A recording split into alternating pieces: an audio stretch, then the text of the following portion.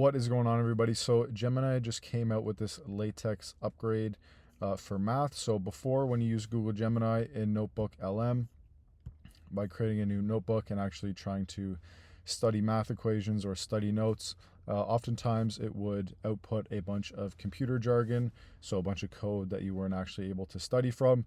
Now I'm going to show you how you can get started by uploading files into your notebooklm and how you can actually study with them. Okay, and I do not claim to be a math expert, but I just wanted to let you know about this new upgrade because I saw a lot of controversy online and how Gemini wasn't able to actually take the input of math documents, equations that you were giving it, and you couldn't actually use it for anything useful. So if you take a look at this Medium article right here, this guy is an engineer, and now he can actually use Google Gemini's new LaTeX feature to actually be able to study with math and go back and forth with it on these equations and everything like that. So I'm just going to show you a quick little overview of how you can use notebooklm here to study and study math with notebooklm. So let's get right into it. I'm going to upload my sources. So if I come over to my Google Drive here, what you have to do is, if you have any sort of study notes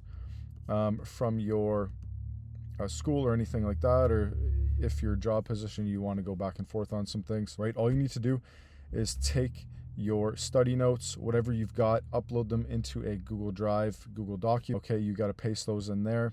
And then all you have to do is come over to notebooklm. You can paste links, paste text. So what I've done is I've taken some text right here from that sheet, and I made it paste out some actual text for us. Okay, so you can copy this text over, or you could just paste it in to something like this in a document, okay, that notebooklm can read. And I'm going to go to my Google Workspace here. I'm going to go to Google Drive. And as you see, that's the same document, math study, that I have selected right here. So you're going to take in your document, and then from here, you are going to see that it takes in all the information. And now what you can actually do is you can ask it to make you flashcards for you to study from. You can ask it to make you a mind map. Okay, and then we're also going to ask it to give us a quiz. And so now notebooklm can actually take in math equations and not just output some computer and coding, so you can actually use it for something useful. So we're generating a quiz here, and we're also generating flashcards. What you can also do is generate an audio overview. So what we're going to do is, instead of having like a podcast, AI podcast type of deal, we're going to go to brief, so a bite-sized overview to help you grasp the core ideas from your sources quickly. I'm going to select this. You can choose whatever language you want, and you can also ask it to focus on certain things. Now this says, what should the AI host focus on in the episode?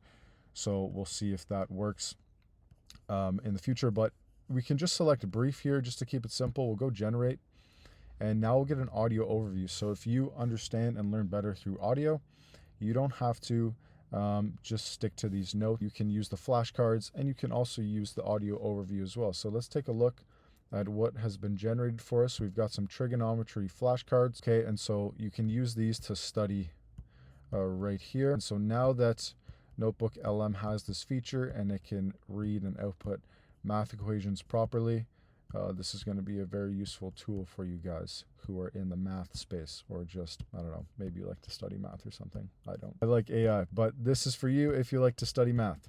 So there's some trigonometry flashcards. Okay, and then we also have a trigonometry quiz. So based on one source. Now if you take a look on the left here, we've got the math study document, and you can just keep adding all of your notes right here through Google Workspace, the link, or paste text. You can add as many notes as you want, and then you can get tested on it, like this trigonometry quiz right here.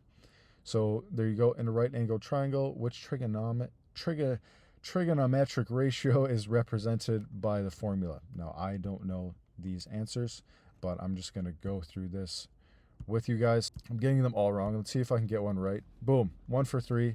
That's pretty good. I'm happy with that. But as you can see here, just the example is just that you can use this as a quiz in notebooklm. So that is pretty cool.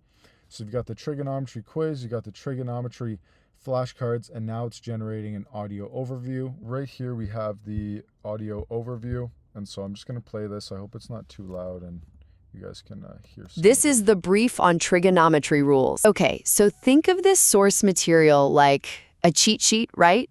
It's got all the essential math So there tools. you go. There's just a quick little snippet of the audio overview. So we've got the quiz, the flashcards, and then an audio breakdown for you to study from and use however you like. I just wanted to show you guys this because this was a new update for Notebook LM with the new math capability. So I just wanted to show you guys this. If you guys like this video and want to see more videos like this on AI news, please leave a like, comment, and subscribe, and I will see you in the next video.